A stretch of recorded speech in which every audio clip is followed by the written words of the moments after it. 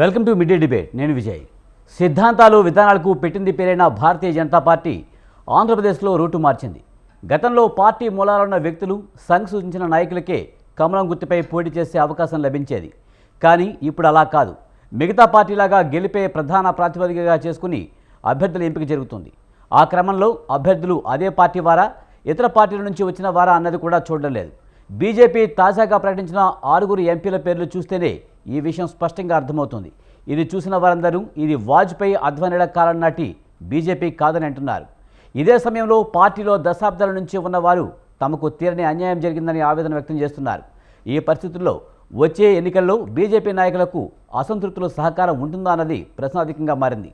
అసలు బీజేపీ సిద్ధాంతాలకు ఎందుకు తిరోధకాలిస్తుంది? జంపింగ్లకు ప్రాధాన్యత ఇస్తే పార్టీని నమ్ముకుని ఉన్న వారి పరిస్థితి ఏంటి? ఇవే అంశాలపై ఇవాటి మీడియా డిబేట్లో చర్చిద్దాం.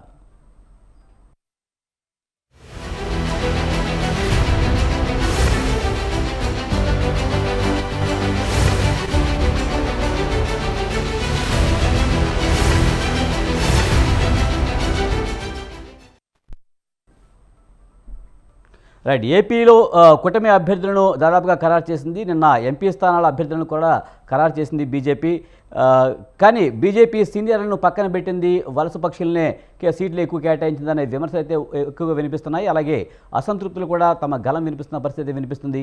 ఇదే అంశానికి సంబంధించి మనతో మాట్లాడేందుకు మాదిరెడ్డి శ్రీనివాసరెడ్డి గారు, వైసీపీ రాష్ట్ర నాయకులు, అలాగే పెద్దిరెడ్డి రవికిరణ్ గారు, బీజేపీ రాష్ట్ర అధికార ప్రతినిధి, అలాగే డాక్టర్ ఏఎస్ రావు గారు, టీడీపీ రాష్ట్ర అధికార ప్రతినిధి, షేక్ సైదా గారు, ఏపీ పిసిసి రాష్ట్ర ప్రధాన కార్యదర్శి మనతో ఉన్నారు. వారితో మాట్లాడదాం. ముందుగా రవికిరణ్ గారు, నమస్తే అండి. సార్, ఏపీలో కూటమి పార్టీలు దాదాపుగా అభ్యర్థులను ప్రకటిస్తున్న పరిస్థితి కనిపిస్తుంది. ముఖ్యంగా బీజేపీ నిన్న ఎంపీ స్థానాల్లో అభ్యర్థులను అయితే ప్రకటించింది. ముఖ్యంగా పార్టీ కోసం పనిచేస్తున్న వాళ్ళని కాకుండా వలస పక్షులకి ఎక్కువగా సీట్లు కేటాయించారనే విమర్శలు అయితే వినిపిస్తూ ఉన్నాయి. ఎలా చూడాలి? విజయ్ గారు, ముందుగా మీకు తోటి ప్యానలిస్టులకి, సొంత టీవీ వీక్షకులందరికీ నమస్కారం అండి. నిన్న జాబితా 6 పార్లమెంట్ సభ్యుల్ని ప్రకటించడం జరిగింది మా పార్టీ కేంద్ర ఎన్నికల కమిటీ. సో దానిలో 6 స్థానాల్లో 5 స్థానాలు గతంలో విజయ్ గారు మేము ఇండివిజువల్ గా కానీ, తెలుగుదేశం పార్టీ ఇండివిజువల్ గా కానీ, లేకపోతే మేమిద్దరు టీడీపీ బీజేపీ ఎలయన్స్ లో కానీ గెలుచుకున్న స్థానాలు. కేవలం ఒకే అరకు స్థానం మాత్రం 2009లో ఏర్పడిన స్థానంలో ఇప్పుడు వరకు మేము గెలవలేదు. అది ఫస్ట్ లో కాంగ్రెస్ గెలిచింది, అది 2 సార్లు వైసీపీ గెలిచింది. సో ఆ రకంగా గెలుపు ట్రాక్ రికార్డ్ ఉన్నటువంటి స్థానాలు. అలాగే అభ్యర్థులు కూడా వారు చట్టసభలకి సుపరిచితులు, అలాగే మాజీ ముఖ్యమంత్రి చేశారు, అలాగే మాజీ కేంద్ర మంత్రి చేసిన వాళ్ళు, సిట్టింగ్ ఎమ్మెల్యేలు కావచ్చు, లేదా సిట్టింగ్ ఎంపీలు కావచ్చు. అలాగే నర్సాపురం అయితే మా అభ్యర్థి శ్రీనివాస్ వర్మ గారు దశాబ్దాలుగా పార్టీలో పనిచేసినటువంటి వ్యక్తి, 3.5 దశాబ్దాలుగా ప్రత్యక్ష రాజకీయాల్లో కూడా గెలిచినటువంటి వ్యక్తి. తర్వాత 2014లో గోపరాజు గారు, గంగరాజు గారు ఎంపీగా అయినప్పుడు, అలాగే తాడేపల్లిగూడెం మాణిక్యాలరావు గారు ఎమ్మెల్యే అయినప్పుడు వారి జిల్లా అధ్యక్షులుగా ఉండి రథసారథిగా నడిపించిన వ్యక్తి. సో అటువంటి వ్యక్తికి కూడా అవకాశం ఇవ్వడం జరిగింది. సో 6 గెలుపు గుర్రాలు, గట్టి పోటీ ఇవ్వగలరు, గెలిచే అభ్యర్థి అని మేమైతే విశ్వసిస్తున్నాం. 1. 2, మీరు అన్నట్టు అంశం బయట వాళ్ళకే ఇచ్చారా అని. ఇప్పుడు 1 విజయ్ గారు, పార్టీలో ఇది భారతీయ జనతా పార్టీ అంటరాని పార్టీ ఏం కాదు. ఎవరన్నా సరే దేశాన్ని ప్రేమించే వాళ్ళు దేశం ముందు, పార్టీ తర్వాత వ్యక్తిగత చిట్ట చివర. ఇది మా పార్టీ యొక్క మూల సిద్ధాంతం. ఈ సిద్ధాంతాన్ని పాటిస్తాను. మా భారతీయ జనతా పార్టీ విధి విధానాల ప్రకారం నేను నడుచుకుంటానంటే ఎవరన్నా దే ఆర్ మోస్ట్ వెల్కమ్.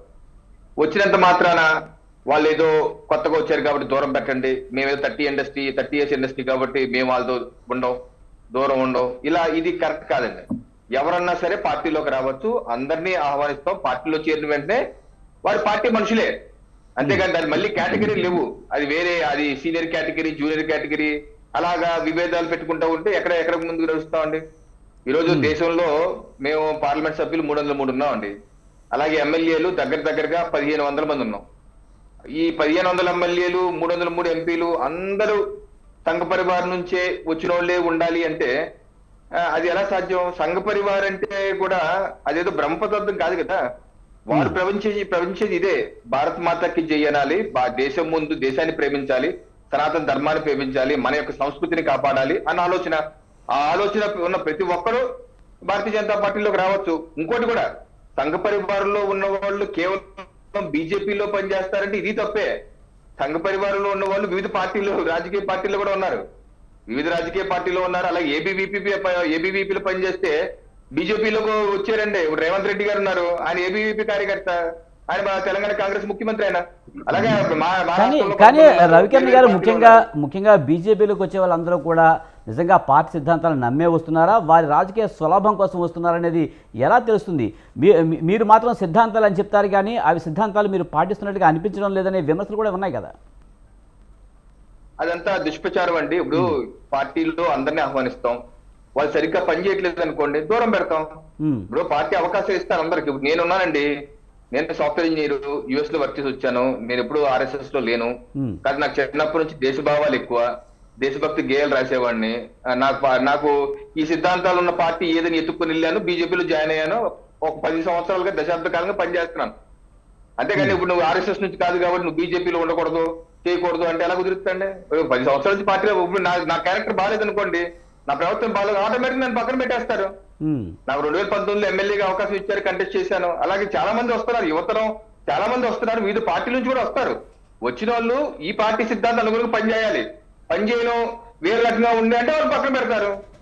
ఇది దేశంలో, ప్రపంచంలో అతిపెద్ద పార్టీ విజయ్ గారు. ఇది ప్రపంచంలో అతిపెద్ద పార్టీ. ఈ రోజు దేశంలో 17 రాష్ట్రాల్లో ప్రజలు సేవలు అందిస్తున్నాం. అలాగే ప్రధానమంత్రి నరేంద్ర మోడీ నాయకత్వంలో ముందుకు వెళ్తున్నాం. ఇప్పుడు జ్యోతిరాజు సింధియా గారు మా పార్టీలోకి వచ్చారు, అద్భుతంగా పనిచేస్తారు. కానీ రవికిరణ్ గారు గెలుపు గుర్రాలని మీరు తీసుకోవడం తప్పేం కాదు, కానీ అదే పార్టీని నమ్ముకుని పనిచేసే వారిని పక్కన పెట్టడం అంటే అది అంత కరెక్ట్ కాదేమన్న విమర్శలు అయితే వినిపిస్తున్నాయి కదా. మరి వాళ్ళ పరిస్థితి ఏంటి మరి? అది కరెక్ట్ కాదండి. పక్కన పెట్టడం వేలు, నిలువు పెట్టడం వేలు ఏం ఉండదండి. అంటే వాళ్ళు కూడా కొన్ని ఆశిస్తారు కదా, నేను కూడా పోటీ చేయాలి, నాకు కూడా సీట్ రావాలని ఆశిస్తారు కదా, ఆశించడం తప్పంటారా? అవునండి, తప్పు. నేను కూడా ఆశిస్తాను, నేను కూడా ఆశించాను కదా. ఆశించడం తప్పే ఉంది, ఆశించడంలో తప్పే, అప్లికేషన్ పెట్టడం తప్పే ఉంది.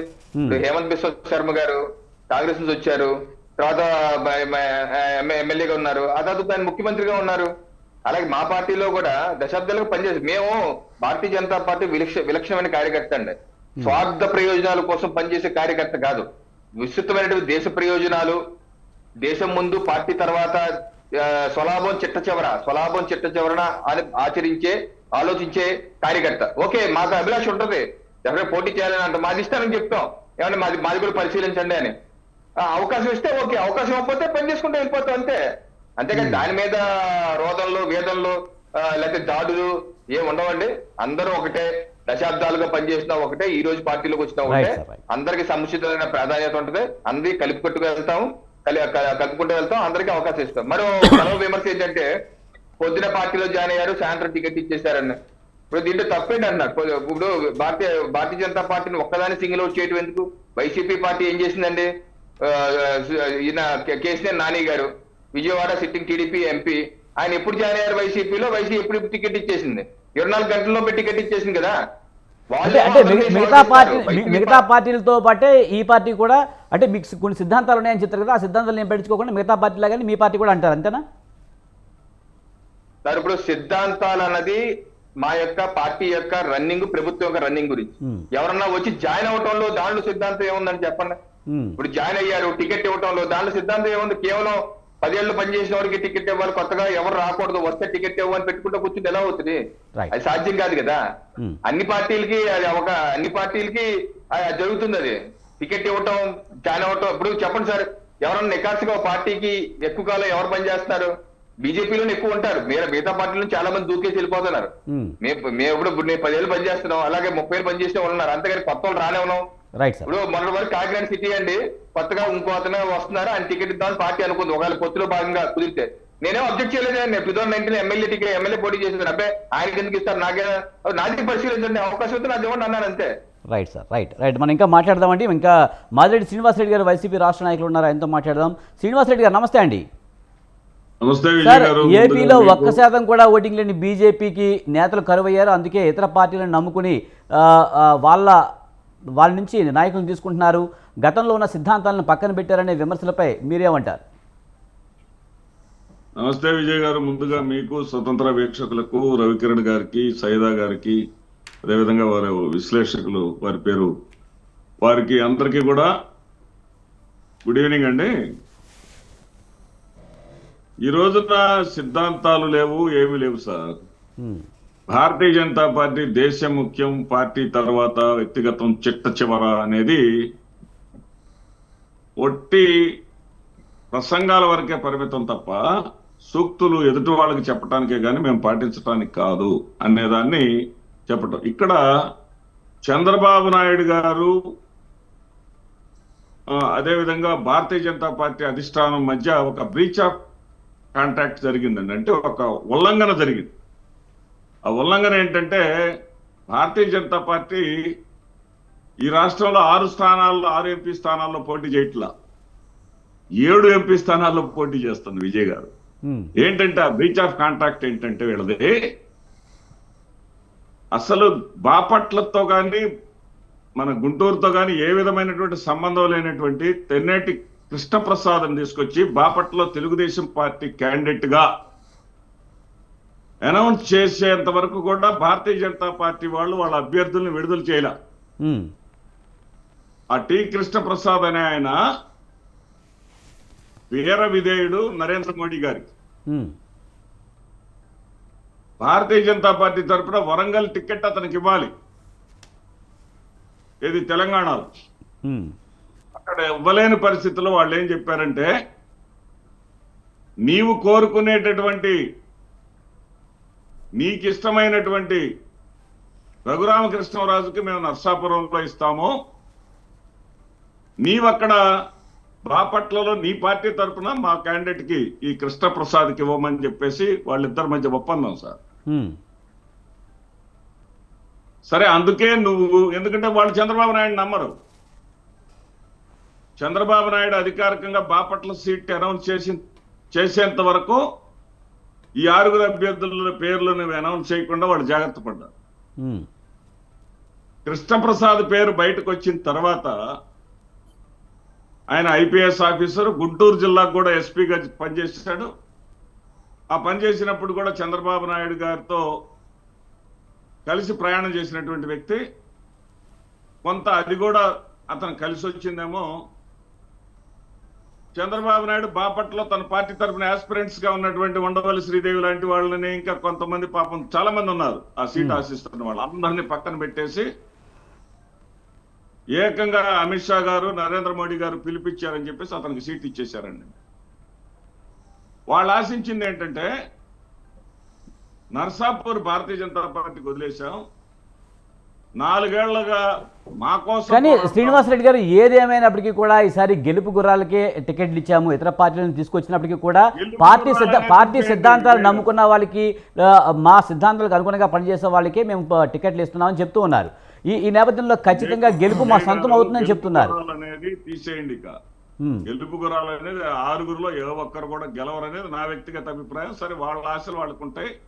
ఒకటి మాత్రం వాస్తవం అండి, ఒక ఏదైతే నర్సాపూర్ లో వాళ్ళు గేమ్ ఆడారో ఆ నర్సాపూర్ లో మాత్రం వారు చెప్పినట్టుగా, రవికిరణ్ గారు చెప్పినట్లుగా 3.5 దశాబ్దాలుగా సంఘ పరివారికి, అదేవిధంగా భారతీయ జనతా పార్టీకి అంకిత భావంతో పనిచేసేటటువంటి శ్రీనివాస వర్మకి, భూపతిరాజు శ్రీనివాస వర్మకి అక్కడ సీట్ ఇవ్వడం జరిగింది. అది ఒక్కటి తప్ప మిగిలిన అన్ని సెలక్షన్స్ కూడా ఇప్పుడు అధికారికంగా అందరికీ తెలిసే విధంగా తెలుగుదేశం పార్టీకి 30 కోట్లు ఇచ్చినటువంటి సీఎం రమేష్ భారతీయ జనతా పార్టీకి ఎన్ని కోట్లు ఇచ్చి ఉంటాడండి? ఇవన్నీ కబుర్లన్నీ వంకాయ కబుర్లే తప్ప డబ్బులకి సీట్లు అమ్ముకున్నారు అనేది నిజం. డబ్బుతోటి మాత్రమే అక్కడ పనులు జరుగుతాయి భారతీయ జనతా పార్టీలో. భారతీయ జనతా పార్టీ దేశం కోసం అని చెప్పేటటువంటి కబుర్లు అన్ని కూడా కబుర్లే తప్ప వాస్తవం లేదు. రాజకీయ పార్టీలన్నిటి కూడా ప్రాంతీయ పార్టీలను అనగదొక్కటం లేదా ప్రాంతీయ పార్టీలను దెబ్బతీసేటటువంటి క్రమంలో పనిచేస్తుందే తప్ప దేశం మీద ప్రేమ, భారతీయ జనతా పార్టీ దేశం కోసం అనేటటువంటి మాట ఒట్టి మాట. ఏవి కూడా ఏదంటే వరప్రసాద్కి ఇవ్వటం, ఒక రకంగా అతను ఎస్సీగా ఉండటం, అంతకుముందు తిరుపతిలో చేసినటువంటి అనుభవం ఉండటం, ఈ పరంగా మా పార్టీలో చేరాడు కాబట్టి మేము ఇచ్చేసామని చెప్పేసి రవికిరణ్ గారు చెప్తా ఉన్నారు. రైట్. ఇప్పుడు కాదు, 6 నెలల నాడు చెప్పాడు. ఆయన నాకు మంచి స్నేహితుడు, నాతో టచ్ లో ఉంటాడు ఎప్పుడు. వరప్రసాద్ గారు 6 నెలల నాడు చెప్పాడు, నేను భారతీయ జనతా పార్టీ తరఫున ఏది తిరుపతి నుంచి ఎంపీగా కంటెస్ట్ చేయబోతున్నాను సార్ అని. ఇవన్నీ కూడా ఎప్పుడో జరిగిన ఒప్పందాలు సార్, మనం అందరం పిచ్చోళ్ళం. కాకపోతే ఏంటంటే తాడి దన్నేవాడు ఉంటే తల దన్నేవాడు ఉంటాడని చంద్రబాబు నాయుడు ఏదో అందరినీ మేము గుప్పెట్లో పెట్టుకోమంటే, ఒరే బాబు నేను చాలాసార్లు చూసి నీకన్నా మేము పోటుగాళ్ళం అని చెప్పేసి, నీ చేతిలో మేము చిక్కాం, నీ చుట్టే మేము పట్టుకుంటాం అని చెప్పేసి ముందు వాళ్ళకి కావాల్సిన టీవీ కృష్ణ ప్రసాద్కి సీట్ ఇప్పించుకున్న తర్వాత వాళ్ళు రఘురామకృష్ణరాజుని పక్కన పెట్టారు. అది వాళ్ళ పొలిటికల్ గేమ్. అది కానీ రఘురామకృష్ణరాజు సీటు పక్కన పెట్టడంలో వైసీపీ పాత్రే ఉందంటూ కూడా ఆయనే విమర్శలు చేసిన పరిస్థితి. ఏమండి, అక్కడ ఏడ్చేవాడు ఏదో ఎన్నైనా చెబుతాడు సార్ సానుభూతి కోసం. ఇప్పుడు వీళ్ళే భరించలేని వాళ్ళు మోడీను అమిత్ షా భరిస్తారండి అతన్ని. చంద్రబాబు నాయుడును పవన్ కళ్యాణ్ భరించలేరా? ఆయన పోరాటం చేసింది వాళ్ళ కోసమా? ఆయన జగన్మోహన్ రెడ్డి గారి మీద అనరాని మాటలంటూ నిత్యము ఏదో రచ్చ ఏదో పెడతాడు, ఏదో పెట్టేసి ఆ ఛానల్ మైకుల్ని పిలిచేసి రచ్చబండ అనుకుంటా ఏదో పెట్టేసి తిడతా ఉంటాడు. ఎవరి కోసం అండి చేసింది? వాళ్ళిద్దరి కోసం. వాళ్ళిద్దరు కాపాడుకుంటారేమో చూడాలి. మరి కాపాడుకునేలానే కనిపిస్తుంది లేండి సిచ్యువేషన్ అయితే. సార్, మనతో పాటు ఇంకా షేక్ సైదా గారు ఏపీపీసీసీ రాష్ట్ర ప్రధాన కార్యదర్శి మనతో ఉన్నారు, ఆయనతో మాట్లాడదాం. సైదా గారు నమస్తే అండి. పొత్తులో భాగంగా బీజేపీ కొన్ని స్థానాల్లో పోటీ చేస్తుంది. ముఖ్యంగా బీజేపీ పార్టీని నమ్ముకున్న వాళ్ళని కాకుండా బయట వలస పక్షులకి ఇస్తుందనే విమర్శ ఒకటైతే, ఏపీలో కాంగ్రెస్ పరిస్థితి ఏంటి? విజయ్ గారు, మీకు ప్యానల్ ఉన్నటువంటి పెద్దలు అన్నా శ్రీనాన్న గారు, అలాగే టీడీపీ నాయకులు ఏఎస్ రావు గారు, బీజేపీ నాయకులు కిరణ్ గారు, అలాగే సొంత టీవీ వీక్షకులందరికీ కూడా నమస్కారం. ఈరోజు ప్రధానంగా బీజేపీ ఎంపీ టికెట్ల కేటాయింపులో వారు అనుసరిస్తున్నటువంటి విధానం చూస్తూ ఉంటే నిజంగా నేతి బీరలో నెయ్యి చందంగా కనిపిస్తూ ఉంది. వాళ్ళ పార్టీ మూల సూత్రాలకి తిలోదకాలు ఇచ్చే విధంగా ఇలా స్పష్టంగా వారు అభ్యర్థుల ప్రకటన విషయంలో తేట తెల్లబోతుందని వాస్తవం. ఎందుకంటే బీజేపీ వాళ్ళు గొప్ప గొప్ప మాటలు చెప్తా ఉంటారు. మేము భారతీయ సత్సాంప్రదాయాలకు కట్టుబడి ఉన్నాం, మేము స్వదేశీ విధానాన్ని అవలంబిస్తాం, నీతి నిజాయితీలకు నిలువుటద్దాం, అలాగే మేము దేశభక్తులం అని చెప్పి గొప్ప గొప్ప మాటలు ఎక్కడ పోయిన సభల్లో ఇవి ఎక్కువగా మనకి వినిపిస్తున్నటువంటి మాటలు, కనిపిస్తేటువంటి మాటలు. వాస్తవంగా చూస్తే ఈ 6 అభ్యర్థులు ఈరోజు ప్రకటిస్తామని చూస్తే ఎవరండి? మాజీ సీఎం కిరణ్ కుమార్ రెడ్డి. ఆయన నిన్నగాక మొన్న కాంగ్రెస్ పార్టీలో నుంచి ఆ బీజేపీలో చేరితే ఆయన టికెట్ ఇచ్చారు. వాళ్ళ పార్టీ అధ్యక్షురాలు పురంధరేశ్వరి, ఎన్టీఆర్ బిడ్డ, కాంగ్రెస్ లో మంత్రిగా పనిచేసిన ఆమెకి ఈరోజు ఎంపీ టికెట్ ఇచ్చారు. సీఎం రమేష్ తెలుగుదేశంలో నుంచి పోయిన ఆయనకి ఎంపీ టికెట్ ఇచ్చారు. వరప్రసాద్ గారు మరి నిన్ననే బీజేపీ తీర్థం పుచ్చుకుంటే సాయంత్రానికి కండవేసి ఎంపీ టికెట్ ఇచ్చారు. ఇంకేందండి దీంట్లో ఉన్నది? చెప్పేటందుకే నీతులు ఉంటాయన్నట్టుగా చెప్పే ఈ శ్రీరంగ నీతులు, చేసే డాష్ అన్నట్టుగా బీజేపీ చాలా దుర్మార్గంగా మరి వ్యవహరిస్తూ ఉంది. అయితే ఇంకొక విషయం ఇక్కడ మనం చెప్పాలా విజయ్ గారు, వాళ్ళు మేము నీతివంతమైన పార్టీ అంటా ఉన్నాం. మొన్న ఎలక్ట్రల్ బాండ్స్ విషయంలో మనం చూసాం ఏ విధంగా మరి మెగా ఇంజనీరింగ్ కంపెనీ మొదలుకొని అనేక సంస్థల నుంచి వేల కోట్ల రూపాయల డబ్బుని మరి ఈడీలతోటి సిబిఐ తోటి రైడ్ చేయించి, ఇన్కమ్ ట్యాక్స్ రైడ్ చేయించి ఎంత దుర్మార్గంగా మరి వేల కోట్ల రూపాయలని వాళ్ళు ఏ విధంగా వసూలు చేశారో మనం చూసాం. ఇది బీజేపీ నీతి. ఇంకెంతకంటే ఏం నిదర్శనం కావాలి? వాళ్ళకి ఎక్కడుంది దేశభక్తి? ఎక్కడుంది వాళ్ళు ఈ యొక్క దేశాన్ని పరిపాలించే అర్హత? మీరు గమనించండి. అదే కాదు, మీరు ఒకసారి గమనించేట్లయితే దేశవ్యాప్తంగా ప్రజాస్వామ్యబద్ధంగా ఎన్నికైనటువంటి మరి ఎంపీలను కొనుగోలు చేస్తారు. రాష్ట్రాల్లో కాంగ్రెస్ ప్రభుత్వాలను పడగొడతా ఉన్నారు. వాళ్ళు గెలిపే ధ్యేయంగా, ఎందుకంటే నైతిక విలువలకి తిలోదకాలు ఇచ్చినటువంటి పార్టీ ఈ దేశంలో ఏదైనా ఉందా అంటే అది ఒక బీజేపీ పార్టీ.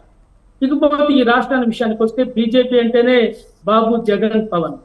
ఈ 3 పార్టీలు కూడా ఒకే తాను ముక్కల్లాగా మరి బీజేపీతో కలిసిమెలిసి ప్రయాణిస్తూ ఉన్నాయి. ఇందాక శ్రీనివాస్ రెడ్డి అని మాట్లాడాడు, మరి ఆయన నిన్నగాక మొన్న పోయడానికి ఇచ్చాడు.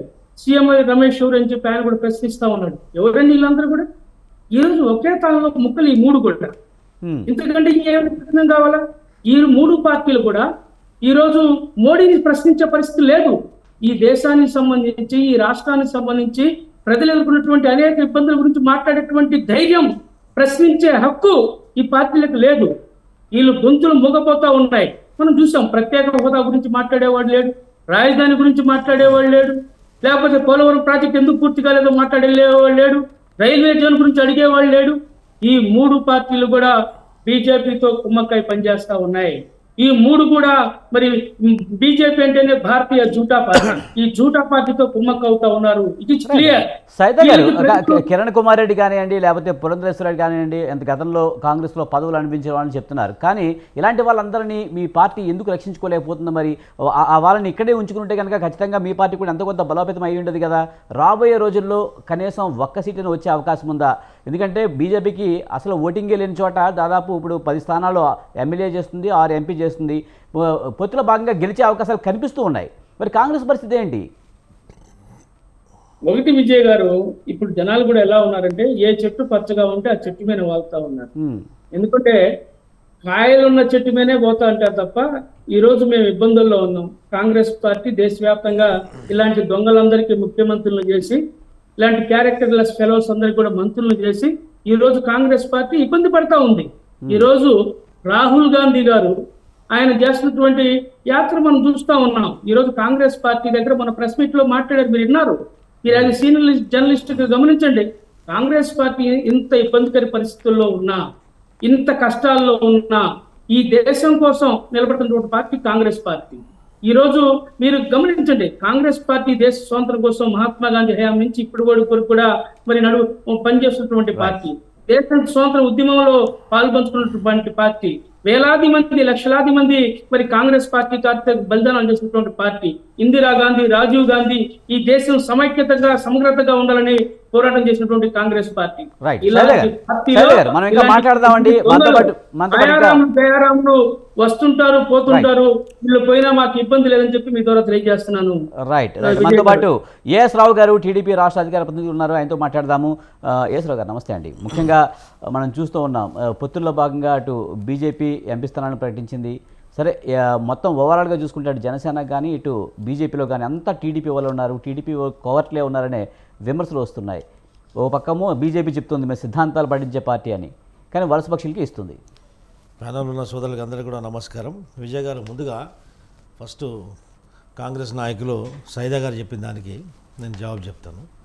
వారు ఏమన్నారంటే బీజేపీకి ఈ యొక్క దేశాన్ని పరిపాలించే అర్హత లేదు.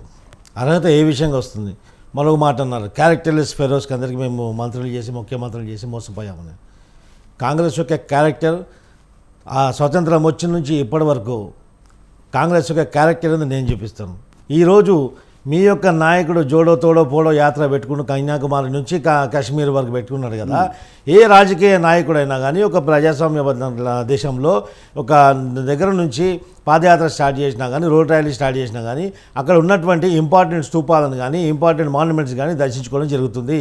కానీ మీ యొక్క నాయకుడికి దేశం మీద, ఈ యొక్క దేశంలో ఉన్నటువంటి మెజారిటీ యొక్క హిందువులపైన ఉన్నటువంటి వివక్షత ఏ విధంగా ఉందో చూడండి. నేను చెప్తాను, కన్యాకుమారి నుంచి తోడో పోడో తోడో యాత్ర అని చెప్పి రకరకాల పేర్లు మార్చుకుంటూ పోతుండే కదా. ఆ యాత్ర స్టార్ట్ చేసినప్పుడు కన్యాకుమారి స్టార్ట్ అయింది. కన్యాకుమారిలో ఈ యొక్క యువతకు దిక్సూచిగా ఉన్నటువంటి వివేకానందుడు దేశవ్యాప్తంగా, ప్రపంచవ్యాప్తంగా భారతదేశం యొక్క ఖ్యాతిని నలుమూలలు వ్యాపింపజేసినటువంటి మహోన్నత వ్యక్తి వివేకానందుడు. ఏ పార్టీకి చెందినటువంటి వారు కాదు, ఏ యొక్క మతానికి చెందిన కాదు. అలాంటి మహాపురుషుని దర్శించకుండా విస్మరించి వస్తూ, అదే కాకుండా అనేక వేదికల పైన ఒక దుర్మార్గురాలు పాకిస్తాన్ జిందాబాద్, హిందుస్థాన్ ముర్దాబాద్ అనే ఒక మూర్ఖురాలని పట్టుకొని ఆలింగనం చేసుకొని నువ్వు జోడో పోడో తోడో యాత్ర చేసినావు. మీ యొక్క క్యారెక్టర్ భారతదేశం అంతా కూడా చూస్తుంది. అర్థమైందా? అదే కాకుండా ఈ రోజు మీరు అయ్యా, క్యారెక్టర్ అయ్యా, అయ్యా, మీరు ఏ క్యారెక్టర్ రావు గురించి గారు, నేను ఏ మాట్లాడుతున్నాను, రావు తర్వాత గారు, మీరు మాట్లాడండి. ఇక్కడ ఒక మీ మాట. క్యారెక్టర్ చూపిస్తున్నాను ఏ నేను. రావు గారు, I am expressing your character. పెట్టి, మీ క్యారెక్టర్ చూపిస్తున్న దేశానికి Right, right. వీళ్ళు ఒక విషయం ఆగండి. సైదా గారు, సైదా గారు, సైదా గారు, సైదా గారు. మీరు మహాన్నతమైన వ్యక్తులు త్యాగాలని చెప్పేది వినండి, చెప్పే ధైర్యం ధైర్యం ఉండాలా? సైదా గారు, చెప్పేది వినండి first. సైదా గారు, సైదా గారు, సైదా గారు, జ్ఞానం సైదా గారు. ఎవరికి ఉండాలా? సైదా గారు. పాకిస్తాన్ జిందాబాద్ అన్న వాళ్ళకు ఎందుకు అది మాట్లాడతారు? క్యారెక్టర్ గురించి మీరా మాట్లాడేది? ఎందుకు మాట్లాడతారు? మీరా మాట్లాడేది? Right, క్యారెక్టర్ గురించి right, మాట్లాడేది? right, right. ముందు నీ పార్టీ సంగతి Right, right. సైదా గారు, సైదా గారు, సైదా గారు. నువ్వు క్యారెక్టర్ గురించి వచ్చినప్పుడు ఒకవేళ ముందు చూపిస్తే నాలుగు Right. నీ వైపు చూస్తున్నారు ఆలోచించుకో ఫస్ట్. అర్థమైందా? Right. ఫస్ట్ వీళ్ళు Right. చెప్తున్నారు ఇంకోటి, ఇందిరాగాంధీ వీళ్ళంతా త్యాగాలు చేస్తారు. ఇందిరాగాంధీ ప్రజాస్వామ్య దేశంలో ఒక నియంత్రిత పరిపాలన పాలించి ఎమర్జెన్సీ విధించినటువంటి దుర్మార్గ Right. పాలన పరిపాలించిన ఆమె ఇందిరాగాంధీ గారు. ఏ విధంగా ఆ రోజు రాజీవ్ గాంధీ గారు, ఈ రోజు బాబ్రీ మస్జిద్, ఈ యొక్క అయోధ్య ఇష్యూ మూల కారణం ఎవరండి? ఆ రోజు తాళా తెలిపించి అన్ని లేని వాళ్ళు ఇష్యూలు చేసింది ఎవరు? ఇంకోటి, ఈ యొక్క దేశాన్ని మొత్తం మీ దేశవ్యాప్తంగా దశాబ్ద కాలం నుంచి కాశ్మీర్లో రీసెంట్ ఇంప్లిమెంట్ చేసింది ఎవరండి? మీరు కాదా? Right. మీరా ఈ దేశాన్ని పరిపాలించే వాళ్ళు? మీకు నైతిక హక్కులే దేశాన్ని పరిపాలించేవాళ్ళు. ఈరోజు మీ నాయకుడు, మీ యొక్క నాయకుడు తోడో పోడో న్యాయ అన్యాయం అని ఒక యాత్ర చేస్తుండు కదా, ఆ నాయకుడు మనసు మీద చేయబట్టుకొని ముఖ్యమంత్రి అయితే ఆలోచించండి. ఈ రోజు రాహుల్ గాంధీకి Right, right, right. వ్యక్తిగతంగా ఏమొద్దు, మనం టాపిక్ లో వద్దాం. రైట్, సైదా గారు, ఒక్క అది నిమిషం. Right, సైదా right, గారు right. ముఖ్యంగా సైదా గారు చెప్పిన దానికి జవాబు ఇచ్చాను. Right. ఇంకోటి ఏంటంటే ఈ రోజు బీజేపీ పార్టీ ఒక పొలిటికల్ పార్టీ, Right. సైదా గారు, ఒక్క నిమిషం. బీజేపీ పార్టీ ఒక పొలిటికల్ పార్టీగా మాట్లాడుతున్నారు కదా. ఈ రోజు బీజేపీ పార్టీ సైదా గారు, ఒక్క పొలిటికల్ నిమిషం. పార్టీ. సైదా గారు, రైట్. ఇప్పుడు బీజేపీ పార్టీ ఒక రాజకీయ party, purely political party. Purely political party అన్నప్పుడు రాజకీయాలు చేస్తారు. ఎందుకంటే పొలిటికల్ పార్టీ అన్నప్పుడు వేరే వాళ్ళేమో గెలుపు గుర్రాలని, గెలిచే వాళ్ళని అనేక ఈక్వేషన్లు ఆలోచించి వాళ్ళు క్యాండిడేట్ పెట్టుకోవచ్చు. బీజేపీ పార్టీ కానివ్వండి, బీజేపీ, తెలుగుదేశం, జనసేన అలయన్స్, ఈ యొక్క కూటమికి సంబంధించిన వ్యక్తుల్ని, ఈ యొక్క క్యాండిడేట్ని మేము ఆలోచించుకొని పెట్టుకోవద్దా? మేము మాకు ఇష్టం వచ్చిన క్యాండిడేట్ పెట్టుకుంటే మీరు దాంట్లో మీ యొక్క సిద్ధాంతాలు విస్మరించారు, మీ యొక్క భావజాలాలు వేరుగా అయిపోయినాయి. బీజేపీ గతంలో ఉన్నటువంటి బీజేపీ కాదు, ఇప్పుడు బీజేపీ కాదంటే, అరే బీజేపీ పార్టీ రాజకీయ పార్టీ. ఎందుకంటే ఆర్ఎస్ఎస్ అనేది ఒక సంస్థ, అదొక హిందూ మతాన్ని, హైందవ మతాన్ని, యొక్క సంస్కృతిని, ఈ భారతదేశం యొక్క మూల సిద్ధాంతాన్ని కాపాడటం కోసము ఆర్ఎస్ఎస్ ఒక సంస్థ. అది ఈ హిందువుల సంస్కృతిని కాపాడటం కోసం, ఈ యొక్క భారతదేశం మౌలిక సిద్ధాంతాన్ని కాపాడటం కోసం ఉన్నటువంటి సంస్థ. అది బ్యాక్ ఎండ్ లో బీజేపీకి చేదోడు వాదోడుగా బీజేపీ ఉంటుంది అంతే.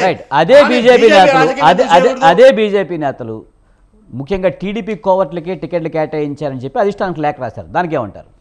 ఇదండి, ప్రతి పార్టీలో టికెట్ రాని వాళ్ళు అసమ్మతిగా గాలమెత్తడము, రకరకాల వాళ్ళ యొక్క మనోభావాలకు అనుకూలంగా వాళ్ళు వ్యాఖ్యలు చేయడం జరుగుతుంది.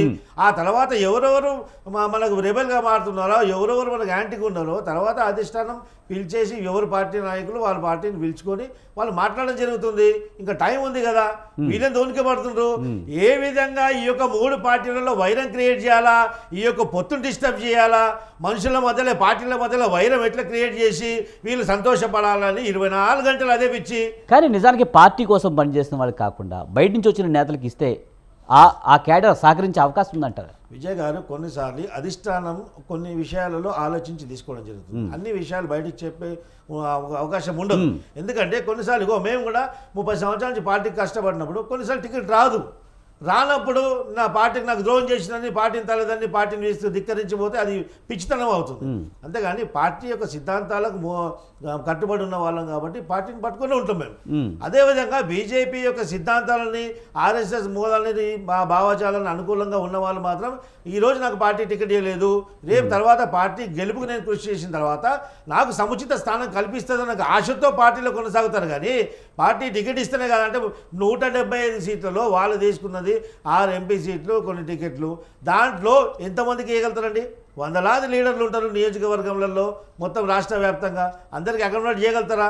చేయలేరు. కానీ ఉన్న వాళ్ళకి, పార్టీ కోసం పనిచేసిన వాళ్ళకి ఇవ్వాల్సింది పోయి ఏ పార్టీ అయితే పొత్తు పెట్టున్నారో ఆ పార్టీలో ఉన్న వాళ్ళకే మళ్ళీ ఈ పార్టీలోకి జాయిన్ చేయించి ఇందులో సీట్లు ఇవ్వడం ఎంతవరకు కరెక్ట్, ఎంతవరకు కరెక్ట్? ఆర్థిక బలము అదే కాకుండా సామాజిక బలము అదే కాకుండా వారి యొక్క ఉన్నటువంటి జనంలో వాళ్ళకు ఉన్నటువంటి పలుకుబడి అవన్నీ ఈక్వేషన్స్లో ఇంటెలిజెన్స్ రిపోర్ట్ అని తెప్పించుకొని కొన్ని ఈక్వేషన్స్లో ఇప్పుడు ఎందుకంటే గతంలో కంటే భిన్నంగా ఈరోజు ఖచ్చితంగానే చెప్తున్నాను, గతంలో కంటే భిన్నంగా ఈరోజు వివరిస్తున్నాం. ఎందుకంటే ఈరోజు అక్కడ జరుగుతున్నటువంటి రాక్షస పాలనని గద్దె దింపాలా, అది ఏకైక లక్ష్యం 3 పార్టీలది. కాబట్టి కొంచెం మా యొక్క నాయకులు 3 పార్టీలకు సంబంధించిన నాయకులు కొంచెం కంగుబాటు ఖాయమే అయినప్పటికీ కూడా ఓపికతో ఉందాం. తర్వాత ఈ యొక్క 3 పార్టీల కూటమి గెలిపించిన తర్వాత మన అధిష్టానానికి మనం అర్జీ పెట్టుకుందాం. మా యొక్క సేవలు ఈ విధంగా నేను పార్టీకి అందించాను. కానీ టీడీపీలోనే ఒక మాట వినిపిస్తుంది. నిజానికి బీజేపీకి అక్కడ ఓటింగ్ లేదు, దీని కొంత వ్యతిరేకత కూడా ఉంది ప్రజల్లో కూడా, ప్రత్యేక హోదా విషయంలో కానీ కొన్ని విషయాల్లో కానీ ఈ పార్టీతో పొత్తు పెట్టుకోవడం వల్ల ఏమాత్రం లాభం లేదనే మాట కూడా వినిపిస్తుంది. కానీ ప్రత్యేక హోదాన్ని ఓడిచిపోయిన విషయం అది వదిలేండి కానీ లాభం లేదనే విషయం ప్రజల్లో తీవ్ర అసంతృప్తి ఉన్నమాట వాస్తవం కాదా? ఇప్పుడు అసంతృప్తి ఉందంటే గతంలో ప్రత్యేక హోదాని ప్యాకేజీలు ఇచ్చారు. ప్యాకేజీలు ఇచ్చిన తర్వాత ఆ ప్యాకేజీల ప్రకారంగానే కొన్ని రాజధాని విషయంలో చాలా విషయంలో శంకుస్థాపన చేసాం, డెవలప్మెంట్ పని ప్రాసెస్ అయ్యింది. తర్వాత మేము దాన్ని శంకుస్థాపన చేసిన తర్వాత నెక్స్ట్ తర్వాత వచ్చినటువంటి ప్రభుత్వం ఏమైతే దాన్ని కంటిన్యూ చేసింటే ఈరోజు ఆంధ్ర రాష్ట్రం అభివృద్ధి చెందేది. కానీ ఒక అక్కసుతోటి ఆ యొక్క పేరు చంద్రబాబు నాయుడుకి వస్తుందని చెప్పేసి ఆ రోజు రూపకల్పన చేసినటువంటి ప్రతి పథకం కూడా నిర్వీర్యం చేసి సర్వనాశనం చేసి రాష్ట్రాన్ని అధోగతి పాలు చేసింది జగన్మోహన్ రెడ్డి. ఇప్పుడు ప్రజల్లో నెగటివ్ ఇంపాక్ట్ ఉన్నప్పుడు కూడా ఏమవుతుందంటే రేపు ఈరోజు ఎన్నికలు జరగకముందే ప్రతి ఒక్కరు ఎవరికి అడిగినా కేంద్రంలో ఎవరు ప్రధానమంత్రి అవుతారంటే నరేంద్ర మోదీ గారు అంటారు. నరేంద్ర మోదీ గారికి సరిసమానంగా పక్కకు నిల్చున్న నాయకుడు కూడా ఈరోజు దేశవ్యాప్తంగా ఎక్కడ లేరు. ఆయన ప్రపంచ నాయకుడు అయ్యారు. ఖచ్చితంగా 3.0 ప్రైమ్ మినిస్టర్ నరేంద్ర మోదీ గారు. అది ఎవరు అన్నా అనుకున్నది యథార్థం.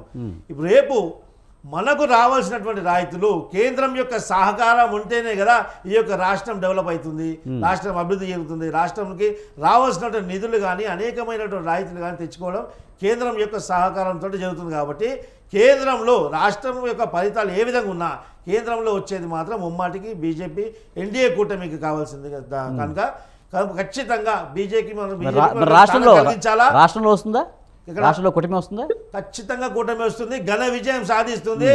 Jaganmohan Reddy YCP party single డిజిట్కి పరిమితం అవుతుంది. అది ఇప్పటికే జనసేనకి సీట్లు తక్కువ ఇచ్చారని, అటు బీజేపీకి ఏమో తమ నాయకులకు ఇవ్వలేదని గందరగోళం మీ పార్టీలో కొంతవరకు పార్టీ గందరగోళం లేదు. పార్టీలో కొంతమంది నాయకులకు టికెట్లు దొరికినప్పుడు అది గందరగోళం సృష్టిస్తారు. అది కూడా తాత్కాలికంగా ఉంటుంది తప్ప ఆ గందరగోళాలన్నీ సెటిల్ అయిపోతాయి. ఆ తాత్కాలికంగా కొంత ఉండడం ఖాయం. నామినేషన్స్ వేసిన తర్వాత అందరూ కూడా ఏకతాటిపై వచ్చి పార్టీ విజయానికి కృషి చేయడం అది ఖాయం, అది ఆనవాయితీగా వస్తుంది. దాంట్లో ఏ విధమైన సంకోచం లేదు.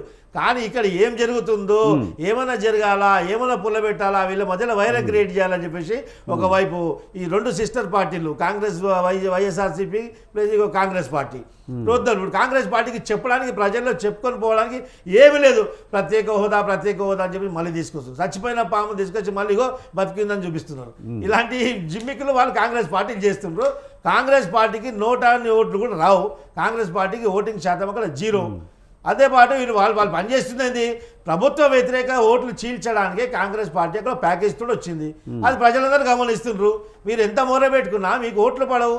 అనవసరంగా మేము నోరు జారి వేరే వాళ్ళ క్యారెక్టర్ అసాసినేట్ చేస్తే, వేరే పార్టీల యొక్క నాయకుల యొక్క క్యారెక్టర్ గురించి మాట్లాడితే స్వతంత్రం వచ్చి నుంచి ఇప్పటి వరకు మీ పార్టీ యొక్క క్యారెక్టర్ మేము నిమిషాల్లో ఏళ్ళ మీద చెప్పగలుగుతాం. రైట్. రవికిరణ్ గారు, ముఖ్యంగా ఏపీలో బీజేపీకి నాయకులు లేరు, గత్యంతరం లేని పరిస్థితుల్లోనే మిగతా పార్టీల నుంచి నాయకులను తీసుకుంటున్నారనే విమర్శలపై మీరేమంటారు? ఇందాక కాంగ్రెస్ వాళ్ళు మాట్లాడినప్పుడు నేను చాలా సమయం పాటించాను. ఎక్కడ ఏమీ మధ్యలో కూడా రాలేదు. నా టర్న్ వచ్చిన మాట్లాడదాం అని చెప్పి నేనైతే ఆగాను. అదే గౌరవాన్ని వారు కూడా ఇస్తారని ఆశిస్తున్నాను. రైట్, చెప్పండి. ఇప్పుడు మనం ఎవరినన్నా విమర్శించవచ్చు, ఇలా చేయొచ్చు, కానీ భాష ప్రధానం అండి. మనం ఏదో అలా వారు ఉపయోగించిన పదాలు సమంజసం కాదు. వారు ఒకసారి రివ్యూ చేసుకోండి. ఇప్పుడు వారు భారతీయ జనతా పార్టీని రకరకాల ఆరోపణలు చేశారు. అసలు ఐఎన్సీ అంటే ఇండియన్ నేషనల్ కాంగ్రెసా, లేకపోతే ఐ నీడ్ కరప్షనా, ఐ నీడ్ కమిషన్ పార్టీయా? మీరు కరప్షన్ భూగర్భంలో, ఆకాశంలో, నేల మీద, ఈ స్పోర్ట్స్ కానీ ఎక్కడ మొత్తం కరప్షన్ చేసేసారు పార్టీ. మీరు ఇప్పుడు భారతీయ జనతా పార్టీ మీద ఆరోపణలు చేస్తారా? భారతీయ జనతా పార్టీ సనాతన ధర్మాన్ని పునరుద్ధరించాలి, దాన్ని పాటించాలి, ఈ దేశ సంస్కృతి ముందుకు తీసుకెళ్ళాలనుకునే పార్టీ. మీ పార్టీ, మీ కూటమి ఏంటి? సనాతన రవికిరణ్ గారు, ఇదిగో మీరు కరోనా కోర్టు కన్నా- ప్రచారం చేయబాకండి. మళ్ళీ రావద్దు మధ్యలో మీరు. ఎలక్ట్రల్ పాలిటిక్స్ చెప్పా, అది వాస్తవం కాదా? రైట్. మీరు సంస్కారం పాటించాలి. మీకేం చెబుతున్నారు? మీరు కొంత సంస్కారం పాటించాలి. మీరు డిబేట్ లో సంస్కారం అంటే మీరు అబద్ధాలు చెప్తుంటే మేము వినాలా? రైట్ రైట్ సైదా గారు సంస్కారం ఉంటుంది. మీరు సంస్కారం ఇస్తే మాట్లాడుతున్నారు, సంస్కారం ఎందుకున్నారా? అనేకమైన ఆరోపణలు చేశారు భారతీయ జనతా పార్టీ మీద. అవును, ఎలక్ట్రల్ పాలిటిక్స్ అభివృద్ధి చేయలేదా? రైట్ సైదా గారు మీరు ఈ పాయింట్స్ అన్ని వాళ్ళు మాట్లాడే పాయింట్స్ అన్ని నోట్ చేసుకోండి. మీ టర్మ్ వచ్చినప్పుడు ఖచ్చితంగా మీరు వాటిపై మాట్లాడండి. రైట్ రవికిరణ్ గారు. అది సనాతన ధర్మాన్ని కరోనా కన్నా దారుణం, దాన్ని చంపేయాలి, తుడముట్టేయాలని అనేటువంటి కూటమి వీళ్ళు. మేము భారత్ మాతకి జై అంటాం, దానిలో మేము గర్వపడతాం. అది పాకిస్తాన్ జిందాబాద్ అనేవాళ్ళు వీళ్ళు. మొన్నగా కర్ణాటకలో పాకిస్తాన్ జిందాబాద్ చాలా తప్పు. మీరు పాకిస్తాన్ పై బిర్యానీ తిని మీ ప్రధానమంత్రి ఏమండి, మీ ప్రధానమంత్రి ఇంటికి వెళ్ళి బిర్యానీ తిని వచ్చాడు. మీరు పాకిస్తాన్ నుంచి నిధులు తీసుకున్నారు, మీరు పాకిస్తాన్ నుంచి నిధులు తీసుకున్నారు. రైట్ టాపిక్ మొత్తం డైవర్ట్ అవుతుంది. రైట్ సైదా గారు ఒక్క నిమిషం. రవికిరణ్ గారు ముఖ్యంగా హీనమైన పార్టీ కాంగ్రెస్ పార్టీ. సైదారావు గారి ప్రభుత్వం అర్థమవుతుంది. రైట్ మీరు అంతకంటే సంస్కార హీనులు, మీరు బీజేపీ సంస్కార హీనులు. మీరు అబద్ధాలు చెప్తారు, గౌరవ సైదా గారు రవికిరణ్ గారు మొత్తం టాపిక్ డైవర్ట్ అవుతుంది. రైట్, ముఖ్యంగా మీ పార్టీ వాళ్ళే టీడీపీ కోవర్ట్లకి సీట్లు ఇస్తున్నారనే మాట చెప్పడం, అధిష్టానం లేఖ రాయడం పై మీరేమంటారు? విజయ్ గారు టాపిక్ డైవర్ట్ అవుతున్నారన్నది మీరు ఎప్పుడు కాంగ్రెస్ వ్యక్తి మాట్లాడినప్పుడు ఆపాలి. ఆయన ఇప్పుడు వెళ్ళిపోయి రకరకాల మాట్లాడినారో మాట తూలారు. రైట్, దానికి సమాధానంగా టీడీపీ ఏఎస్ రావు గారు కూడా చెప్పారు. రైట్, మీరు ఆయన్ని మాట్లాడినిచ్చారు, బీజేపీ టికెట్ ఇచ్చారు. ఈ రోజు నేను సమాధానం చెప్తుంటే డైవర్ట్ అవుతుంది అన్నారు మీరు. రైట్ ఏం లేదు, చెప్పండి మీ వెర్షన్ కంప్లీట్ గా చెప్పండి రవికిరణ్ గారు. రవికిరణ్ గారు మీ వెర్షన్ ఖచ్చితంగా చెప్పండి, కానీ దాన్ని ప్రొలాంగ్ చేయొద్దు, అంటే వివాదానికి దారి తీయొద్దు అనేది నా ఉద్దేశం. రైట్ రవికిరణ్ గారు మీరు దయచేసి అపార్థం చేసుకోవద్దు, గొడవ జరగకుండా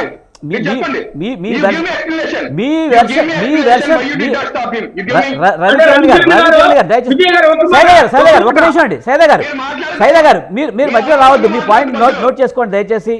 రవికిరణ్ గారు, మనకి ఇక్కడ వివాదాలు వద్దు అనేది నా ఉద్దేశం తప్పించి వేరే ఇంకేం కాదు, దయచేసి మీరు అర్థం చేసుకోండి. రైట్, మీరు టాపిక్ మాట్లాడండి. మీరు కాంగ్రెస్ లీడర్ కాంగ్రెస్ లీడర్ మిమ్మల్ని ఏదైతే అడిగారో వాడి సమాధానం చెప్పండి, కానీ దాన్ని వివాదం వైపు తీసుకెళ్లొద్దు అనేది నా విజ్ఞప్తి అంతే. రైట్, చెప్పండి తప్పనిసరిగా.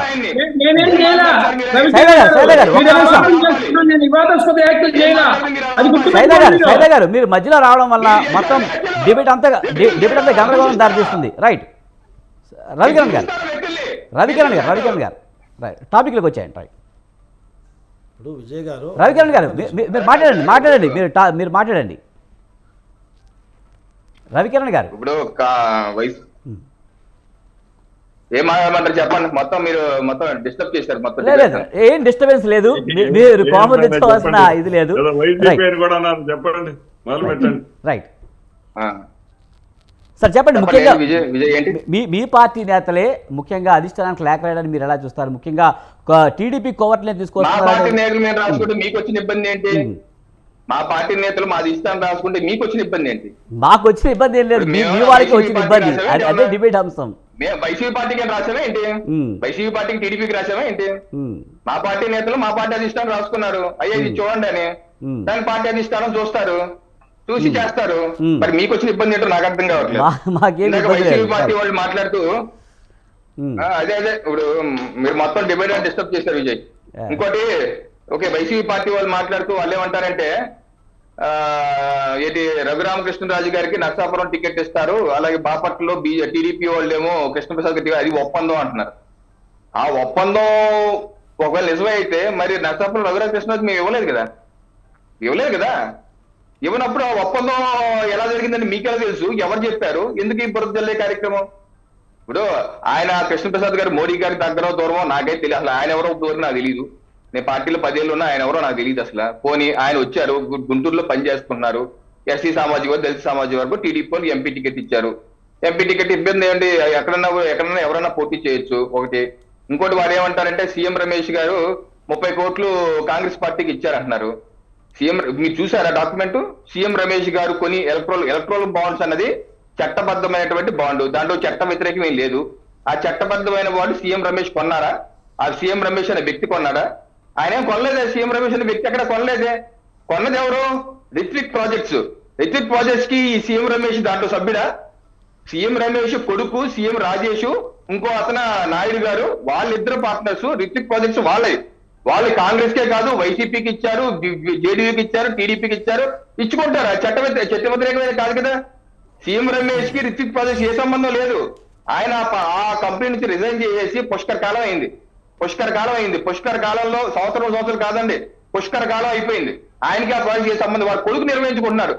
కొడుకు నిర్వహించుకుంటే తండ్రి ఆయనే ఇచ్చేసినట్టు బ్లేమ్ చేస్తారే, నాకు అర్థం కాదు. మెగా కంపెనీ కాంగ్రెస్ కి ఇవ్వలేదా? ఎవరికి ఇవ్వలేదు. కంపెనీలు రకరకాల కంపెనీలకు ఇచ్చుకుంటా, పార్టీలకి డొనేషన్స్ ఇవ్వటం అనేది తప్పేం కాదు. చట్టబద్ధ స్వతంత్రం వచ్చినప్పుడు నుంచి జరుగుతుంది. కాంగ్రెస్ పార్టీకి కూడా అలాగే వచ్చాయి. ఇప్పుడు చట్టబద్ధం ఎలక్టోరల్ బాండ్స్ చట్టబద్ధంగా ఒక వైట్ రూపంలో బ్యాంకుల్లో తీసుకుని ఇచ్చే కార్యక్రమం పెట్టారు.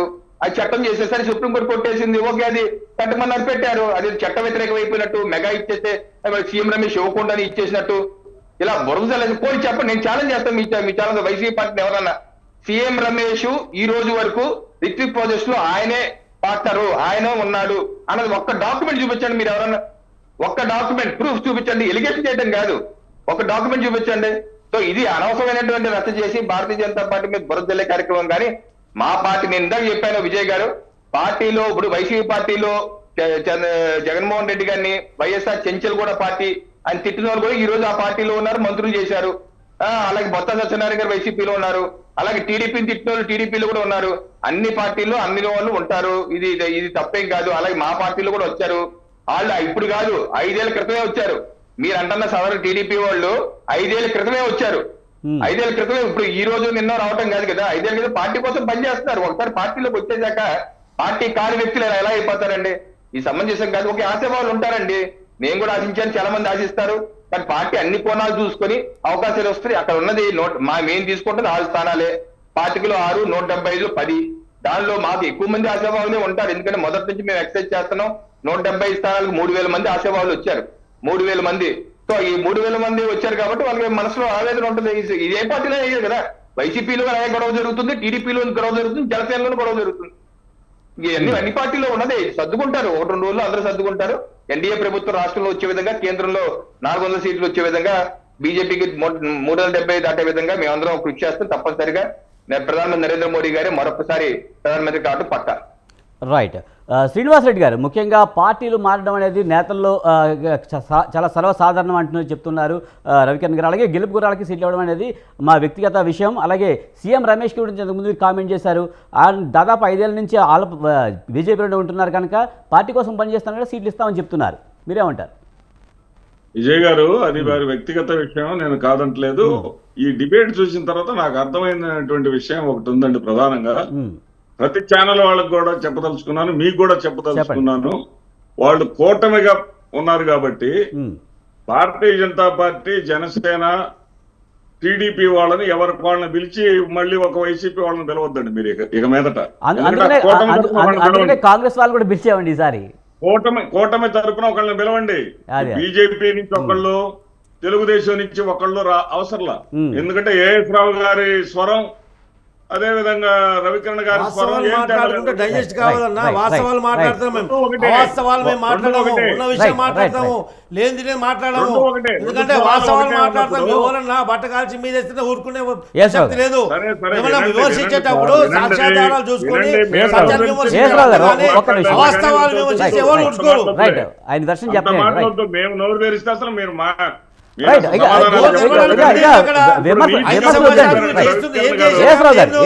రవికిరణ్ గారు చాలా నీటి కబుర్లు చెప్పారు. వ్యక్తిగతంగా ఏమి వద్దండి, దయచేసి సబ్జెక్ట్ మాట్లాడండి.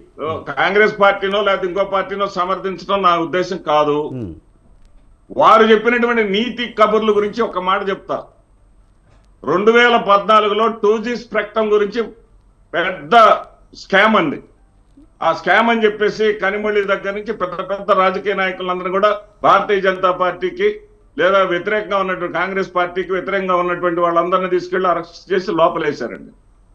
లోపలేస్తే దాని విచారణ 2017 వరకు కొనసాగింది. 2017 డిసెంబర్ 21వ తేదీన అసలు 2G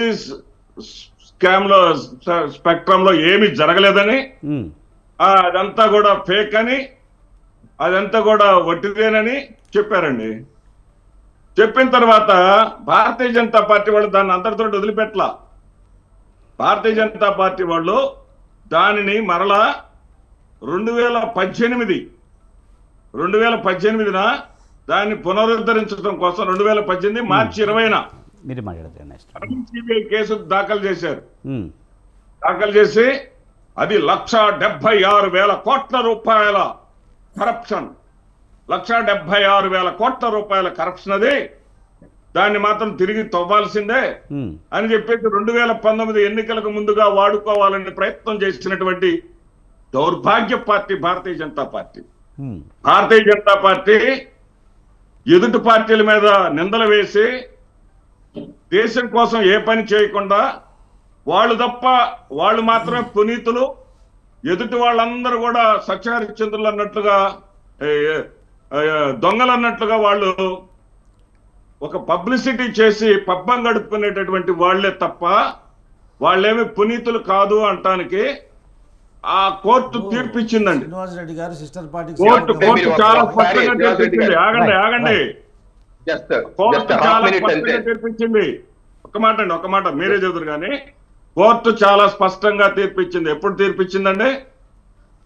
2024 మార్చి 22న, నిన్న 2024 మార్చి 22న కోర్టు తీర్పిచ్చింది. ఎందుకు? మళ్ళీ దాన్ని తిరగదవ్వండి అని. అంటే వీళ్ళకి రాజకీయ ప్రయోజనాలు కావాలి. అంటే 100 కోట్ల రూపాయలు మద్యం కేసులోనేమో 100 కోట్ల రూపాయలు కవిత గారికి కేజ్రీవాల్ నేను చెప్తాను. విజయ్ గారు ఇప్పుడు వాళ్ళు 2G స్పెక్ట్రమ్ లో స్కామ్ జరిగిందని చెప్పి ఆ విచారణ కాంగ్రెస్ ప్రభుత్వం ఉన్నప్పుడు అధికారంలో కాంగ్రెస్ కేంద్రంలో అధికారంలో ఉన్నప్పుడు జరిగింది. సాక్ష్యాధారాలు తారుమారు చేసి ఆ యొక్క వ్యవస్థలను మేనేజ్ చేసి వాళ్ళకు అనుకూలంగా తీర్పు వచ్చినట్టు వాళ్ళు మొత్తం వాళ్ళని సరిగ్గా విచారణ జరగలేదు, నిఘా విచారణ చేసే సంస్థలు సరిగ్గా విచారణ చేయలేదని చెప్పేసి బీజేపీ ఆ రోజు చూసి ఆ రోజు మళ్ళీ తర్వాత దీని మీద చేయాలా, ఇన్వెస్టిగేట్ చేయాలా, మళ్ళీ సిబిఐకి అప్పగించింది. బీజేపీ కానీ ఎవరి పార్టీ కానీ దేశ సంపదను కొల్లగొట్టిన వాళ్లకు విచారణ మళ్ళీ కూడా అప్పీల్కి పోవాలి. ఇంకో విషయం చెప్తాను, వీళ్ళ యొక్క దొంగతనాలు క్లియర్ గా చెప్తాను. ఏ విధంగా అంటే ఆ రోజు కామన్వెల్త్ గేమ్ జరిగితే 1000 కోట్ల కుంభకోణం జరిగింది. ఈ దేశం ప్రపంచం అంతా చూసింది. కామన్వెల్త్ కుంభకోణంలో 1000 కోట్ల కుంభకోణం జరిగింది. సురేష్ కల్మాడి దానికి ముఖ్యమైన నిందితుడు. ఏ విధంగా సురేష్ కల్మాడిని తప్పించారు? ఆయనకు మతి స్థిమితం లేదని చెప్పి మెంటల్ సర్టిఫికేట్ ఇచ్చి వాడిని తప్పించి ఇంట్లో కూర్చోబెట్టి ఆ యొక్క కామన్వెల్త్ స్కామ్ అనేది మొత్తం నీరుగా అర్చారు. ఎవరికి శిక్ష పడకుండా చేశారు. ఇది ఎవరు? దేశ సంపద కొల్లగొట్టింది ఎవరు అంటే దేశ సంపద కొల్లగొట్టిన వాళ్ళపైన పునర్విచారణ చేయమంటే అది పాపమా? అది రాజకీయ లాభమా? అంటే దేశాన్ని గురించి పనిచేస్తే, దేశం యొక్క సంపద గురించి పనిచేస్తే వాళ్ళు నేరస్తులు. అంటే దొంగలకు, దోపిడీదారులకు అనుకూలంగా వ్యవహరిస్తే ఆ పార్టీ దేశానికి అనుకూలంగా ఉన్న పార్టీ. సెక్రటరీ అయిన శ్రీనివాసరావు గారిని దేశంలోకి రప్పించండి. దేశం వదిలిపోయాడు కదా ఆయన. శ్రీనివాసరావు గారు మీ ప్రభుత్వ ఉద్యోగి అండి. శ్రీనివాసరావు మీ ప్రభుత్వ ఉద్యోగి ఎలా పారిపోయాడు మీకు చెప్పకుండా? శ్రీనివాసరావు మీ ప్రభుత్వ ఉద్యోగే, మీరే తగ్గుడు పంపించి బట్ట మామేస్తారు. మీ ప్రభుత్వంలో ఉద్యోగి మీకు చెప్పకుండా వెళ్ళిపోయారంటే ఎవరు చేతకాని వాళ్ళు, ఎవరు దద్దమ్మలు? మీ ప్రభుత్వం, మీ ముఖ్యమంత్రి పంపించిన వాళ్ళు దద్దమ్మలు వ్యవస్థలు మేనేజ్ చేసే ప్రభుత్వం మీది కదా, ప్రభుత్వం మీది, వ్యవస్థలు మీది, అధికారులు మీది, పోలీసులు మొత్తం మీ యొక్క ప్రైవేట్ సెక్యూరిటీ గార్డుగా పనిచేస్తున్నారు కదా. సాక్ష్యాధారాలు లేకుండా ఎఫ్ఐఆర్లు బుక్ చేస్తున్నారు కదా, సంబంధం లేకుండా కూడా కేసులు కడుతున్నారు కదా. వాళ్ళని పిలిపించమంటే ఏదో చెప్తా ఉంటారు, ఐఏఎస్లు ఐపీఎస్లు జగన్మోహన్ రెడ్డి గారి హయాంలో జైలు పాలయ్యారని. వీళ్ళ హయాంలో ఏకంగా దేశం వదిలిపెట్టి పారిపోయారు. అవి చెప్పరు. రైట్ సైదా గారు ముఖ్యంగా సూచిక మీద just రైట్ సార్ చెప్పండి. రవికిరణ్ గారు ఏదో సూచిక చెప్తున్నారు. మీద ఒక point. విజయ్ గారు. దాని మీద అప్పుడు సైదా గారు. సుప్రీంకోర్టే సిబిఐ విచారణ ఆదేశించింది. మ్మ్. సుప్రీంకోర్టే ఆ విచారణ 2014 ముందే మొదలైంది. 2014 తర్వాత ఒక కోర్టులో ఓకే అక్కడి నుంచి జరగలేదన్నారు. ఆ తర్వాత అప్పుడే సిబిఐ అపీల్ ఫైల్ చేసింది. కోర్టులో జ్యుడిషియల్ అపీల్ ఫైల్ చేసింది. అపీల్ కి రివ్యూ 5-6 ఏళ్ళ తర్వాత వచ్చింది, మొన్న వచ్చింది. అది ఎందుకైందో జ్యుడిషియల్ అడగాలి. అంటే ఇప్పుడేదో ఫైల్ చేశారు, రేపు మాపు ఫైల్ చేశారని శ్రీనివాస్ రెడ్డి గారు చెప్పడం ఇది సత్యదూరం, అబద్ధం. రైట్ వాళ్ళకు రైట్ ఉన్నటువంటి బాధ్యత అంటే సైదా గారు కాంగ్రెస్ పార్టీ రైట్ వాళ్ళని దెబ్బలు ఎన్నికల తిట్టేస్తాము. ముందే దాని తీర్పు కాంగ్రెస్ వస్తుంది. పార్టీలో ప్రాధాన్యత దేశంలో ఇవ్వాలి. వాళ్ళ సిస్టర్ పార్టీకి ఏం అనుగుణంగా మాట్లాడుతున్నారు. చేస్తారు? జగన్మోహన్ రెడ్డి గారి కేసులు ఉన్నాయి, విచారణ రావట్లేదు. ఏం చేయాలి? జగన్మోహన్ రెడ్డి గారి కేసులు మొత్తం నిందితులైన ముఖ్యమంత్రి మీరే కూర్చున్నారు. కదా తెలుగుదేశము, ఆయన విచారణ అటు రావట్లేదు, భారతీయ విచారణ జనతా పార్టీ లేదు. అధికారంలో ఎవరు ఉండగా బాధ్యులు మీరు ఏమి ఎవరు జగన్మోహన్ బాధ్యులు? రెడ్డి రైట్. తోలికత్తి గొడవలు అన్ని బయటకు వస్తాయి. ఏం తోలికత్తి గొడవలు అన్ని కేసులు బయటకు వస్తాయి. అన్ని కేసులు ట్రయల్ స్టార్ట్ అవుతాయి. రైట్. మీరు ఎందుకు ఆయన అరెస్ట్ చేయలేకపోయారు? Right Jaganmohan right Reddy right right Jaganmohan Reddy గారు శ్రీనివాస్ రెడ్డి గారు రవికిరణ్ గారు అలాగే రైట్ అందరూ ఒకసారి మాట్లాడడం వల్ల కన్ఫ్యూషన్ ఉందండి. రైట్ రైట్ సైదా గారు మీరు చెప్పండి. ముఖ్యంగా షర్మిల వచ్చిన తర్వాత ఎంతో కొంత ప్రభావం ఉంటుంది అనుకున్నాం, కానీ ఏపీలో అసలు కాంగ్రెస్ ఉందా లేదనే పరిస్థితి ఎందుకు వచ్చిందంటారు? విజయ్ గారు, మా దగ్గర ఇప్పుడు రంజాన్ సీజన్ నడుస్తుంది. Right. మా రంజాన్ లో ఇక్కడ హలీం కి బ్రాండ్ అంబాసిడర్ గా ఉండే, ఉస్మానియా బిస్కెట్ కి బ్రాండ్ అంబాసిడర్ గా ఉండే ఆమె Right. ఆగు, రైట్ ఆగు, రైట్ ఆగు, రైట్ ఆగు, రైట్ రైట్ ఆగు. రైట్ హాలీవుడ్ మీరు రైట్ ఆగండి. రైట్ విమర్శ వద్దు. బ్రాండ్ అంబాసిడర్ అక్కడ Right. ఆంధ్రప్రదేశ్ Right. మారిపోయింది. Right. ఆగు, కొద్దిగా ఆగు. నువ్వు కొద్దిగా ఆగయ్యా స్వామి. రైట్ ఎస్ రావు గారు రైట్ విజయ్ సైదా గారు గారు చెప్పండి. విజయ్ గారు, ఇప్పుడు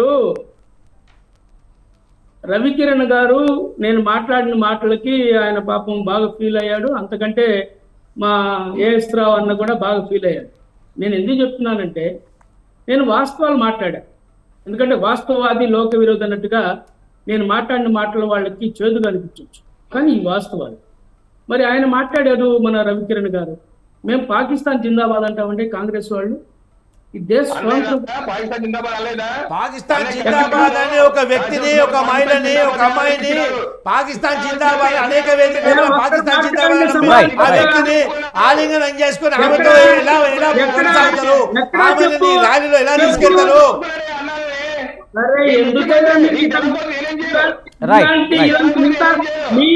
మీరు బ్రిటిష్ వాడు కాళ్ళు కొట్టిన దద్దమ్మలు మీరు. రైట్ రైట్ సైదా గారు వ్యక్తిగతంగా మాట్లాడద్దండి. రైట్ రైట్ సైదా గారు రైట్ రవికిరణ్ గారు ఒక్క నిమిషం అండి. చెప్పడానికి నీ బాధ్యత గురించి చెప్పడానికి వాస్తవాలు ఏం లేవు, ప్రజలకు చెప్పడానికి ఏమి లేదు కాబట్టి మీరేదో స్టఫ్ లేదు కాబట్టి అనవసరంగా వేరే వాళ్ళ నెపం నెట్టిన వాళ్ళు. రైట్ సైదా గారు సైదా గారు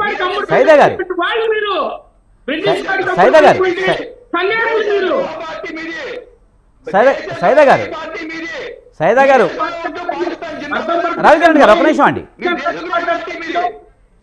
అర్థం పర్థం లేకుండా మాట్లాడతారు. నోరు ఉందని చెప్పి వాస్తవాలు మాట్లాడండి. ఎవరు వెళ్ళారండి పాకిస్తాన్ కి? రైట్ బిర్యానీ వచ్చాడు. పాకిస్తాన్లో వెళ్ళడం పాపం కాదు, పాకిస్తాన్ జిందాబాద్ పాపము లేదు.